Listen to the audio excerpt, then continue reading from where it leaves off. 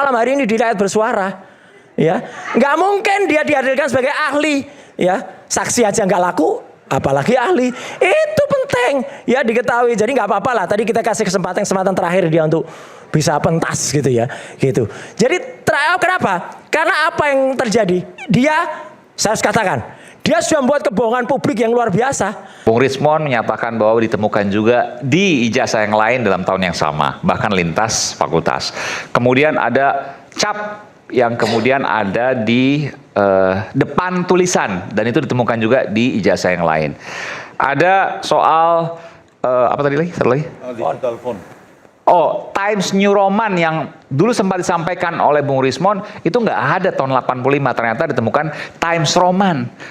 Tulisannya adalah Times Roman, dan Times Roman itu menurut Bang Rismon ada di tahun sejak 84. Juga printer laserjet yang juga ditemukan tahun 84. Jadi kalau ijazah tahun 85 wajar.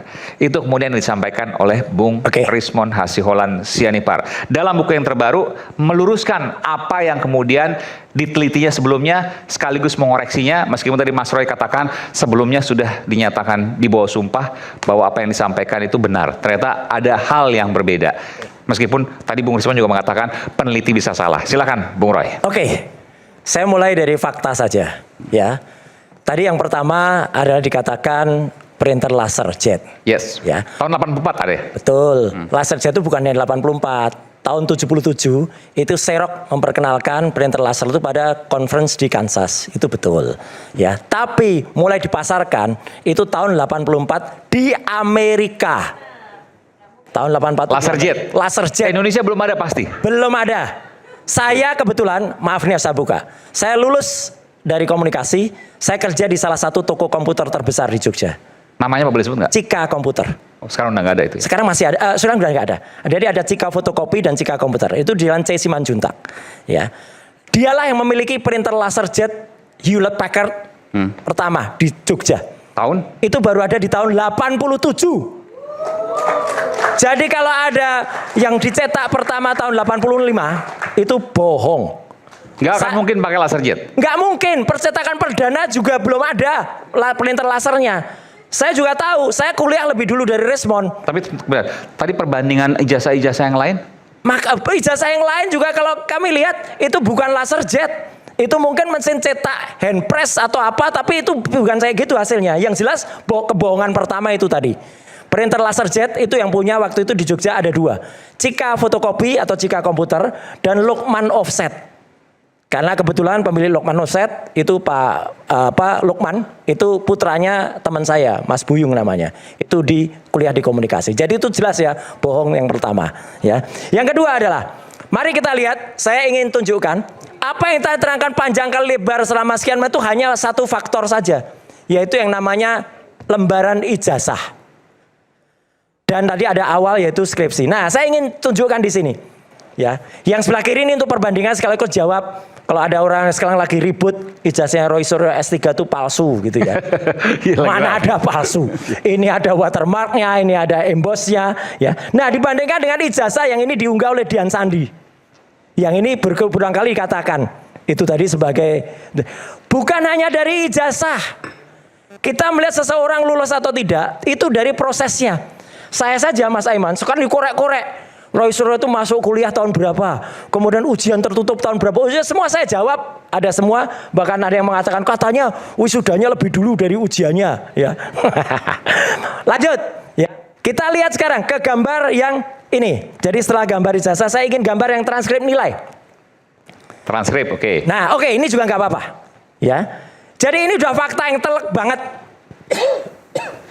Dalam lembar pengesahan loh ini ya, yang dikatakan ada tanda tangannya Prof. Dr. Insur Ahmad Sumitro. Memang ini berkali-kali saya katakan, putrinya Pak Sumitro, Aida Greenberry yang ada di Sydney, itu mengatakan tanda tangan ayah saya adalah ini.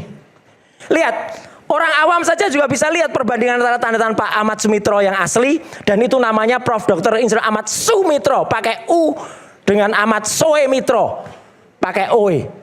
Ini aja sudah salah. Ini skripsinya Pak Jokowi. Ini skripsi yang dikatakan sebagai skripsinya Jokowi. Oke. Lagian ini katanya ini November 85, Mas. Kalau untuk tanda tangannya Beda, perbedaan? ini patah. Kalau Jadi orang patah. grafolog ini langsung bisa mengenal ini patah. Dan lagi yang paling telak Mas Aiman, lagi-lagi harus saya katakan, ini dibuat seolah-olah tahun 85. Nama Profesor Ahmad Sumitro itu baru ada, beliau baru dikukuhkan guru besar, itu Maret 86. Orang Maret 86 baru profesor kok bisa November 85 sudah ditulis profesor. Yang benar yang ini Mas Aiman. Ini ada deskripsi yang sama, yang kertasnya lebih kusem, lebih tua. Ini ketikan manual. Bapak Ini skripsi Pak Jokowi juga? Ini skripsi dalam satu buku. Saya tidak mengatakan skripsinya Jokowi ya. Tapi skripsi yang dikatakan skripsi Jokowi. Kalau skripsi harus ada buktinya kayak gini. Nah ini misalnya Skripsi yang tertulis Pak tertulis Joko Joko Widodo. Oke. Itu adalah pakai ketikan kayak gini dalamnya. Dua lembar yang pertama. Sumitro pakai soe juga di situ? Mana? Loh, nggak masalah. Tapi kan ini masih doktor. Oke. Doktor. Di sininya tertulisnya sudah profesor. Mana ada orang meloncat. Ini yang dikatakan sudah profesor dulu sebelum diwisuda, gitu misalnya. Ini baru, ya bukan saya. Ya, jadi ini sekaligus menjawab itu. Dan ini kertasnya kusem Mas Aiman. Kertasnya kusem. Saya banyak ditanya, Mas kenapa nggak nampilkan lembar pengujiannya? Skripsi Jokowi tidak pernah diuji. Tidak ada tanda tangan dosen pengujinya. Mau contoh yang ada tanda tangan lembar pengujinya? Lanjut ke disertasi saya. Itu baru ada yang namanya lembar pengujian yang ada tanda tangan. Ya. Nah, ini. Kalau disertasi atau skripsi atau tesis asli kayak gini bentuknya. Ada lembar pengesahan, persetujuan ini ya. Ini ada tanda tangannya basah jelas. 9 Januari 84, 18 Januari 2024 ya. Nanti saya di 84 sudah doktor belum ya. Nih, ini semua ada tanda tangan basahnya. Ya, masing-masing profesor yaitu co-promotor saya atau promotornya ada Prof Hamida, kemudian co-promotornya Prof Dr. Ari, ya, kemudian ada kaprodinya, ada semua. Dan bertanggal. Jelas kapan tanda tangannya. Ini tanda tangan basah semua. Sekali lagi, skripsi Jokowi tidak ada tanda tangan pengujinya. Skripsi yang tidak ada tanda tangan pengujinya berarti tidak pernah diuji dan tidak mungkin terbit ijazah. Udah dia mau bicara soal ijazah, fontnya gini, percuma, skripsinya nggak ada kok. Lanjut, ya. Kita lihat perbandingan daftar nilai. Nah, kalau ini daftar nilai. Oke, dulu katanya IP-nya 2, atau 22. Tapi yang menarik, dia menampilkan, Bareskrim waktu itu sempat menampilkan tanggal 22 Mei. Katanya punya daftar nilai sarjana. Oke, sarjana. IP-nya di situ 3,25. Loh, IP-nya yang mana? Tapi 3,25, Bapak dan Ibu menarik, ada mata kuliah dasar umum di sini. MKDU, kewiraan dan juga agama Islam. Ya, nilainya C. Nggak lulus. MKDU tuh nggak boleh nilainya C. Mata kuliah dasar ini wajib. Apalagi yang UN kayak gini, UN tuh mata kuliah dari universitas. Nggak boleh nilainya C. Coba cari di nilai saya ada C nggak? Nggak ada, minimal B.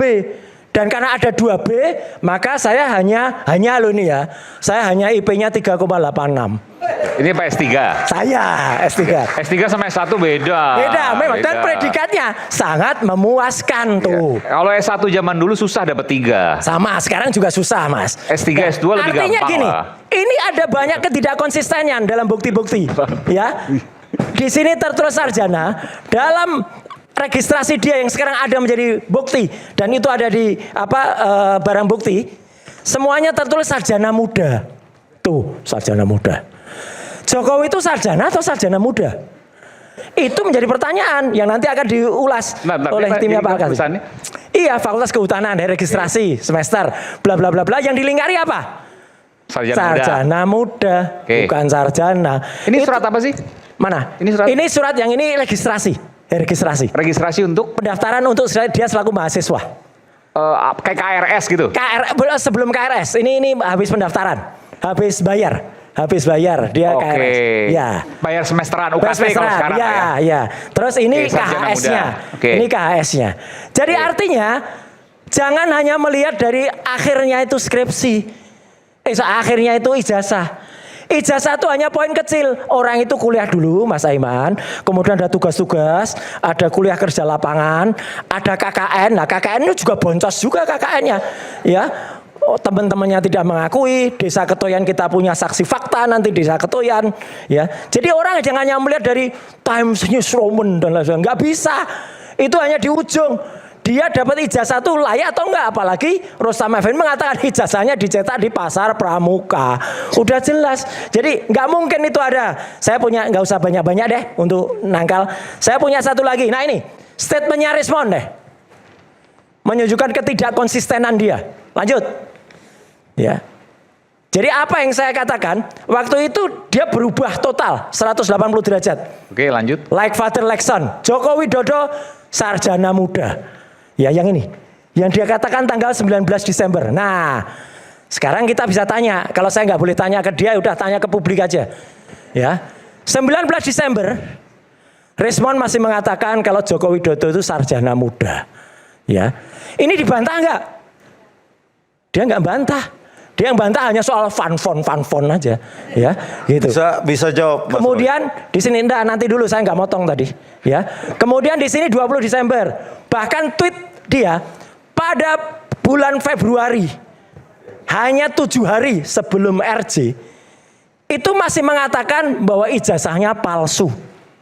Seseorang yang normal, ya saya mengatakan normal gitu ya, tidak mungkin berubah 180 derajat, Mas Aiman.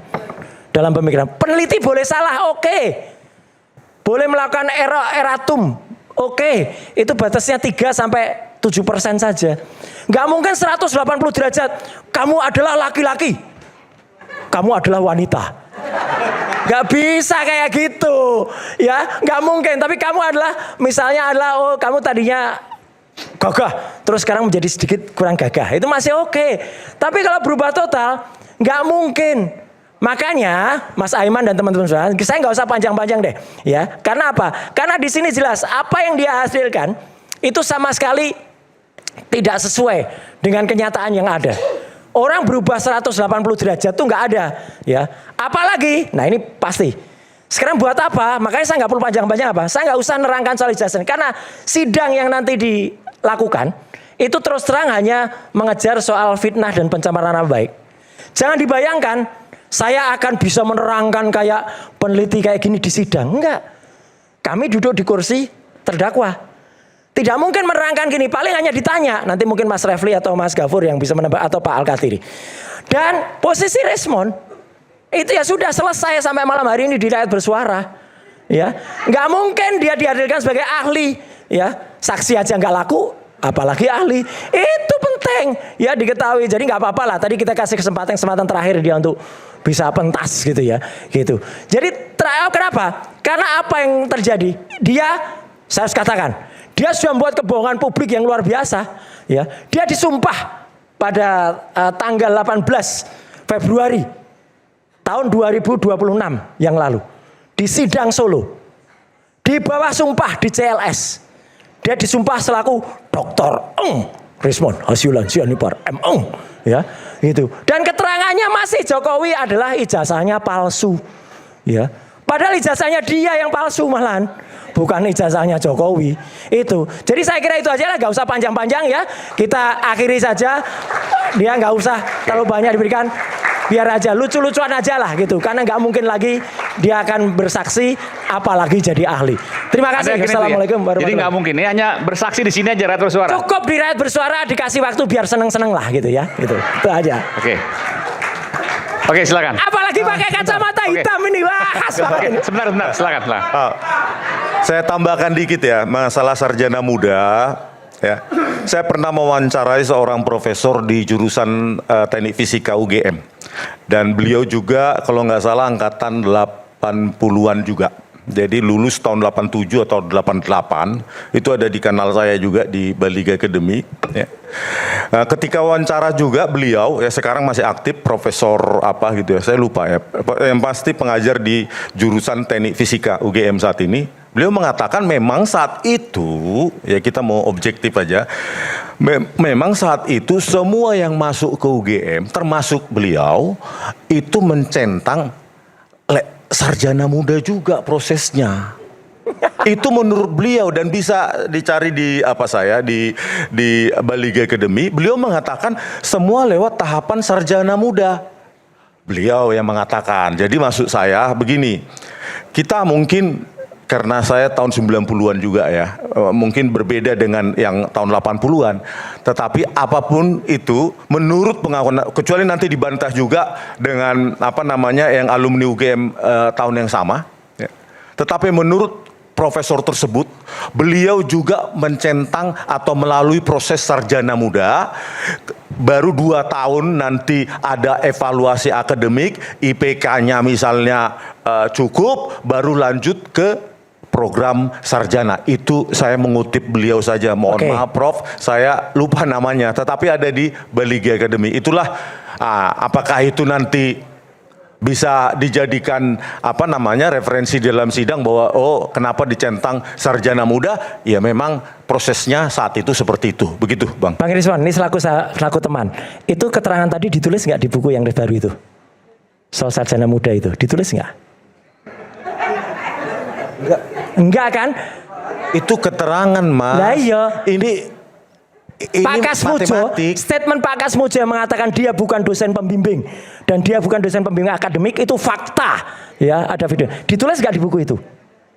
Berarti buku ini menutupi kebenaran, menutupi kejadian sesungguhnya. Buku sampah ini, nggak usah lagi makanya.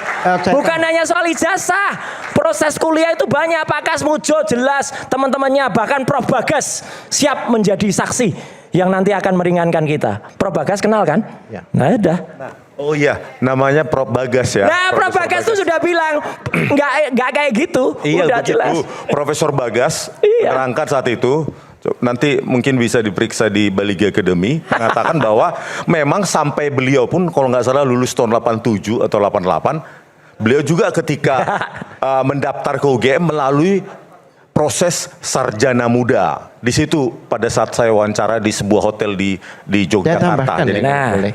Ya kan? Silakan. Sepemahaman saya tahun 80-81 itu sarjana muda itu tidak ada diumumkan di koran. Ya. Hanya S1. Tapi Jokowi ada. Yang masuk 80 sarjana muda itu tidak ada diumumkan di koran. Bahkan maksudnya gini Bang Al-Katiri, di koran. walaupun masuknya sarjana, Sebentar. formnya harus lewat proses apapun program juga. sarjana, bukan program, proses studi sarjana muda, begitu menurut Profesor Bagas. Apapun juga, pada waktu di Jogja itu namanya harian apa itu? KR Kedaulatan Rakyat. Kedaulatan Rakyat. Iya. Itu ada koran berbahasa Jawa. Yang tadinya itu bahasa Jawa itu kalau bilang puasa itu Poso. Ya kan? Nah itu semua itu koran tiap bulan itu katakan poso. Ya. Mas, yang ini puasa. Itu sudah salah fatal dan itu. itu sudah pernah didatangkan oleh yang bersangkutan ke perpustakaan atau kemana, katanya sudah nggak ada lagi, diamankan, khususnya yang pada tanggal-tanggal itu, nggak ada apa kan begitu. Ya saya gini aja, biar gampang. Kalau tadinya dari Prof Bagas, Prof Bagas menuliskan di sini di WA, sidang berikutnya kapan? Laporkan termul-termul itu ke polisi. Ya, 2 hari ke belakang fitnah Dimas soal ijazah S3 palsu dan akan membantu saya. Dan itu berarti dia juga mengatakan saya pengen hadir pada sidang utamanya. Udah, Prof Bagas terima kasih, mohon izin WA-nya saya bacakan. Jadi ini akan membantu kita ya, dan nanti akan mengcounter apa yang tadi. Prof Bagas coba boleh jelaskan. Prof Bagas itu siapa dan Prof Bagas namanya Prof Kanjeng Pangeran Haryo Bagas Hamengkunugroho, itu adalah seorang dosen di UGM, dosen dan profesor yang kemudian sempat memang ketemu dengan Rismon waktu itu. Ketika Rismon masih belum tertranslasi dan belum terrotasi. Dan dia mengatakan palsu ijazahnya. Tahu dari mana Prof Bagas? Menyatakan, dan beliau hadir di sidang CLS di Solo. Oke. Beliau menjadi saksi nggak ya? Saksi juga. Kan palsu itu harus ada argumentasi, bukti dan seterusnya. Dari Betul. mana kemudian Prof Bagas itu saksi empirik, saksi fakta. Beliau kuliah di UGM, beliau mahasiswa tahun 80-an. Jadi tahu ngerti kalau apa yang dilakukan oleh Jokowi ini tidak benar. Banyak Mas. Jadi makanya kita tunggu aja deh, banyak saksi fakta kok, termasuk pembuat atau pencetak ijazah di Pasar Pramuka tadi itu.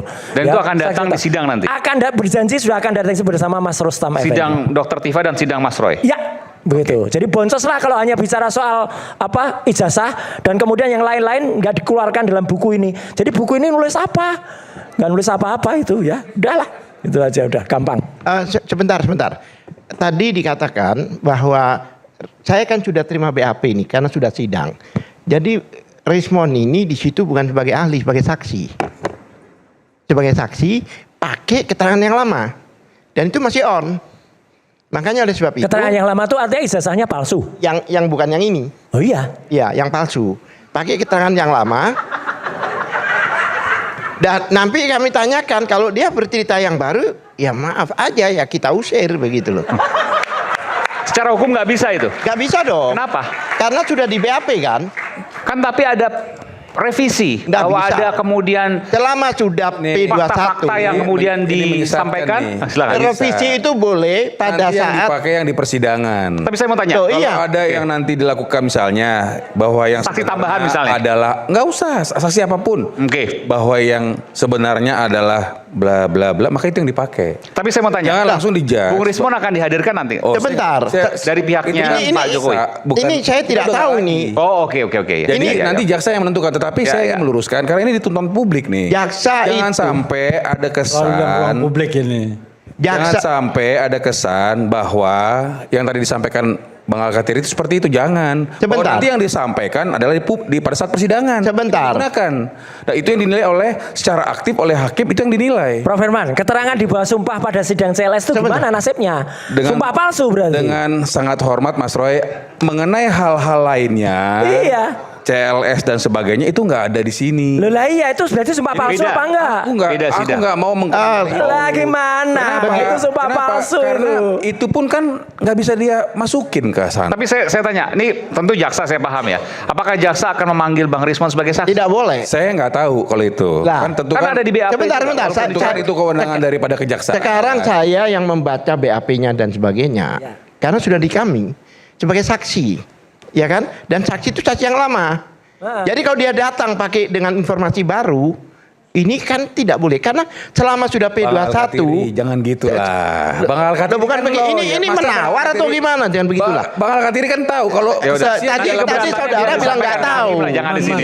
Saudara tadi kan bilang nggak tahu. Ini ngaco nanti Bang Alkatiri. Bukan ngaco, ini fakta. Ya, Iya. kan? Bisa saja perubahan itu tersebut, tetapi karena ada sebab-sebab yang ekstrim. Silakan. Misalnya, Tapi ini yang benar. dia bikin BAP, Benar, ya kan? gitu loh. Itu karena tekanan dan lain Oke. sebagainya. Silakan. Nah, ini karena kesadarannya sendiri kok, masa tiba-tiba Sebentar. berubah. Tapi kan tadi sudah dijelaskan Berubahnya kan ada justru a big kekeliruan. question gitu loh. Jadi aku Ini- nggak sepakat Jadi kalau sama mau Bang berubah itu masuk Alkatiri. akal. Ini penting. Oke. Sudah Ini diperiksa penting. secara baik-baik, bahkan dia nantang-nantang, dia berapa 3 kali datang kalau tidak salah, tiba-tiba berubah di persidangan. Ini kan berubahnya bukan karena adanya tekanan atau kemudian waktu diperiksa itu dia dihantam dan lain sebagainya. Kan karena minta RJ dia itu aja berubahnya. Jadi begini, Udah jadi kita begini. udah paham kan. Jadi yang dicari Rismon sekarang ini adalah hal-hal yang akan meringankan Pak Jokowi. Jadi bukan lagi kerja ilmiah sesungguhnya. Salah, nggak ada Kan yang meringankan begitu. Pak Asumsi Jokowi. itu, Di sini asumsi. terdakwa Gini, Bang. bukan Pak Jokowi. Jadi begini, maaf. Kalau meringankan BAP Pak yang Jokowi. lama itu salah. Jadi saya kan Terus- BAP yang baru. Siapa yang buat? Di situ loh, kok saya loh. BAP yang baru maksudnya? Yang baru yang mana? Artinya apa? Menerangkan kesalahan-kesalahan saya. Sudah di Perubahan sudah di BAP lagi. Sudah mungkin Bang Alkatiri nggak terima. Iya. Sekarang, Belum Bentar, terima bentar, atau bentar, nggak bentar, terima. bentar, bentar, bentar. Sudah di BAP lagi setelah Untuk RJ. saksi ya. Untuk saksi setelah Iya. RJ. Iya, setelah Dan kemudian RJ. disampaikan sesuai Dan dengan nggak buku ada ini. menyerang siapapun Bang. Oke, Tenang oke. aja. Sebentar, ini penting, Itu ini penting. menjelaskan tentang saya. Nah, ini penting. Gitu Jadi loh. setelah RJ lepas status tersangka, Bung Rismon di BAP lagi. Iya. Dan BAP-nya berubah setelah sebelum tersangka.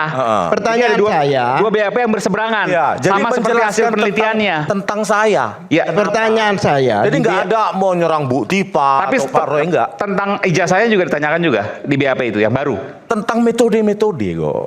Apa yang Anda lakukan teknis kok, Oke. teknis banget gitu. Ya artinya Dan nanti itu akan ada. Pertanyaan akan dimintai saya, di keterangan BAP di baru ini pengadilan. sebagai ahli atau sebagai saksi? Saksi tadi Sebagai disebutkan. saksi Bang. Nah, Sebagai saksi apa sebagai ahli? Soalnya begini, yang boleh menghadirkan saksi, ya kan, dan ahli di luar BAP itu terdakwa, gitu loh. Saya melihat di dalam BAP-nya Firman masih yang lama. Iya, tapi nanti kan kewenangan jaksa. Apakah jaksa mau menghadirkan Oh, mantan? tidak bisa nanti, lagi, Pak. kewenangan Kan jaksa. sudah dicarakan pada kami. Iya, nanti ini percuma kita bicara di sini. Iya. Nanti biarkan nanti di sana. Betul. Tapi kalau saya lihat ya pasti akan dihadirkan karena ada BAP baru. Betul. Artinya jaksa akan menghadirkan Bang Rismon nanti di sidangnya. Kalau BAP Mas Roy dan baru, Dr. Tifa. Mas Lukman, sudah kami terima. Faktanya nggak ada BAP baru. Yang ada di kami itu BAP lama dan ada BAP dia sebagai saksi, bukan sebagai ahli. Saya tidak menemukan BAP baru. Ada di tempat saya segini loh, segini. Dikala beliau tidak menemukan, Harusnya begitu. jangan di saat seperti ini disampaikan prejudis beliau, nggak boleh. Iya, oke. Ini Mas Aiman juga harus mereguler. Saya kan tidak bicara isinya. Tapi kita nggak berdebat soal ini, yang jelas Kalau nggak sudah bicara- ada apalagi BAP nggak bicara baru. isinya. Kami Berarti nggak berisi tidak omongannya. bicara isinya. Sudah ada BAP baru dan nanti kita lihat bagaimana di persidangan. Silakan, Bung Sangaji. Iya, Mas Aiman. Tadi kita memulai perdebatan dalam rakyat bersuara ini dengan satu unsur utama dalam pasal 32, yaitu dokumen elektronik atau informasi elektronik milik orang lain. Ya, atau milik publik. Kita berdasarkan fakta-fakta saja. Nanti saya ini ya. Ya, boleh. Ya, boleh ya. Boleh, Saudara Iya, bantah iya. boleh. Karena kita bicara prapit kalau begini nanti. Ya, oke. Saya akan kasih Anda waktu untuk membantah. Ya, Jadi kita perang argumen hukum ya. Saya lebih suka kita perang argumen hukum. Yang pertama adalah Saya mau nanya, Bang Sangaji kapasitas sebagai apa? saya kuasa hukumnya Mas Roy. Oke, berarti Mas Roy ya. Iya dong. Oke, silakan. Ya. Berarti prapit nih yang saya mau bahas soalnya. Oke. Resmi nih. Atau mau saudara duluan? Nggak apa-apa kalau saudara duluan silahkan. Gak apa, silakan, Bung Sangaji Oke. dulu.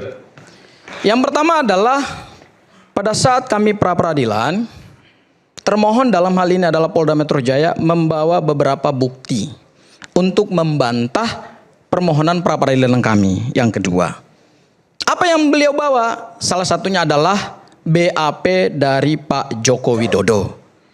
Dan dari beberapa tim kuasa hukum yang mendampingi, yang menerima kuasa dari Mas Roy untuk permohonan pra peradilan, saya adalah anggota kuasa hukum yang membaca BAP Pak Joko Widodo di hadapan hakim. Memang ada keberatan dari pihak termohon bahwa jangan dibaca, tapi hakim memberikan saya hak hukum karena dihadirkan sebagai bukti dalam persidangan yang sah. Dan hakim bilang ke saya, silakan saudara baca sampai saya tungguin saudara. Saya baca BAP Pak Jokowi itu ada 2 BAP. BAP pertama dan kemudian BAP setelah P19. Ya. Saya ingin ke fakta aja deh supaya clear gitu loh. Apakah dokumen elektronik yang tadi dianalisa oleh Bang Rismon itu adalah milik Pak Jokowi? Dalam keterangan Pak Jokowi di BAP Jokowi mengatakan bahwa saya tidak pernah memberikan izin kepada Dian Sandi untuk memoto ijazah saya. Artinya tidak ada persetujuan dari Pak Jokowi. Dan bukan milik Pak Jokowi. Hal yang kedua yang disebut oleh Pak Jokowi dalam BAP, bahwa Pak Jokowi keberatan terhadap Dian Sandi memoto ijazahnya. Karena Pak Jokowi juga tidak tahu bagaimana Dian Sandi memoto ijazah tersebut. Dan ada lagi keterangan terhadap hal yang sama. Pak Jokowi meskipun tidak memberikan izin kepada Dian Sandi untuk memoto ijazahnya, tapi Pak Jokowi memaafkan karena merasa tidak dirugikan. Pertanyaan kita adalah, kalau Pak Jokowi saja tidak memberikan izin kepada seseorang memoto ijazahnya, apakah itu adalah milik Pak Jokowi? Ya, itu bisa kita perdebatkan. Itu hal yang pertama. Hal yang kedua adalah terkait dengan hasil yang didapatkan oleh Bang Rismon.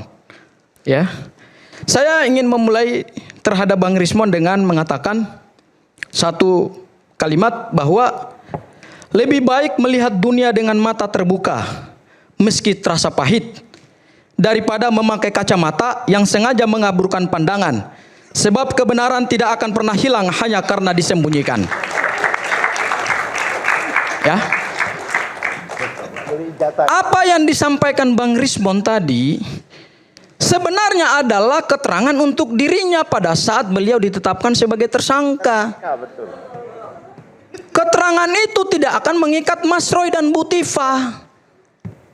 Karena keterangan itu dibuat untuk membela dirinya sendiri. Itu satu hal. Berikutnya, apakah keterangan Bang Rismon ini bernilai secara hukum? Pasti tidak bernilai secara hukum. Karena tadi keterangan yang BAP perubahannya dibuat untuk kepentingan dirinya. Dan kemudian kalau kita lihat dalam pasal 237 ayat 5, saya bacakan saja deh supaya kita sama-sama paham. Ya, yaitu di huruf C, pasal 237 KUHP yang baru. Dalam menilai kebenaran keterangan saksi, hakim wajib memperhatikan huruf C, alasan yang digunakan oleh saksi untuk memberikan keterangan tersebut. Artinya kami bersama Bang Al-Katiri, Bang Refli Harun dan hakim akan memotret alasan Rismon mengubah BAP-nya. Alasan itulah yang akan dipotret oleh hakim. Dan itulah yang akan dikejar oleh Bang Al-Katiri dalam persidangan. Apa itu? Karena dia dilaporkan. Dilaporkan oleh relawan Pak Jokowi bahwa ijazahnya diduga palsu. Sebelum laporan kepolisian itu dilakukan, Rismon di rakyat bersuara ini selalu mengatakan palsu, palsu, palsu, dan palsu. Bahkan di sidang CLS tanggal 18 Januari 2026, 2 Februari di bawah sumpah, Rismon mengatakan bahwa ijazah Pak Jokowi palsu. Tiba-tiba dilaporkan oleh relawan Pak Jokowi. Kemudian dia mengubah BAP-nya dengan hasil yang tadi sudah beliau presentasikan.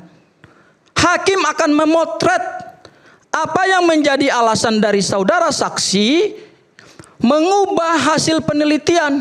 Apakah tadi disebut ada kesalahan seorang peneliti? Peneliti boleh salah dan kemudian dia perbaiki. Ya, kalau itu secara akademik dan independen, it's okay. Tapi ini kan ada alasan di balik dia mengubah itu.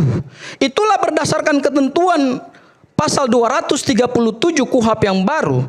Dalam menilai keterangan seorang saksi, hakim akan menilai alasan-alasan kenapa keterangan itu diubah. Artinya keterangannya Rismon zong alias nol. Ya, lagi. Keterangan Rismon itu sebenarnya adalah pada saat dia ditetapkan sebagai tersangka untuk membela dirinya. Dan keterangan tersangka itu hanya mengikat kepentingan hukum dirinya, tidak mengikat kepentingan hukum terdakwa lain. Ya. Jadi kalau hari ini kita masih memperdebatkan bukti-bukti yang disampaikan oleh Rismon tadi, secara pembuktian material di dalam persidangan pokok perkara, mohon maaf, tadi Bang Al-Katiri sudah ngomong, nilainya zong, nol. Karena apa? Karena perintah pasal 237 ayat 5 huruf C tadi udah jelas. Keterangan saksi itu akan dinilai apa alasannya memberikan keterangan. Kenapa Anda mengubah? Saya tahu Bang Al-Katiri nanti dalam persidangan, Bang Refli termasuk saya, kalau dihadirkan, kami nggak akan kejar apa hasil penelitian saudara. Enggak. Saya akan tanya aja kepada Bang Rismon. Bang Rismon, kenapa Anda mengubah BAP? Coba buka kesepakatan RJ. Tadi kan disebut, tadi oleh Bang Refli memulai ini pesanan. Mas Roy mengatakan ini pesanan. Itu yang akan kami gali sehingga hadirlah satu fakta di dalam persidangan bahwa Rismon mengubah keterangannya bukan karena kesadaran ilmiahnya, tetapi karena beliau mengharapkan restoratif justice dan beliau hari ini menggunakan baju orange. Ganteng sekali abangku hari ini malam ini. Oke, kita kembali saat lagi, nanti kita akan dengarkan jawaban dari pihak Bung Rismon. Saat lagi kembali.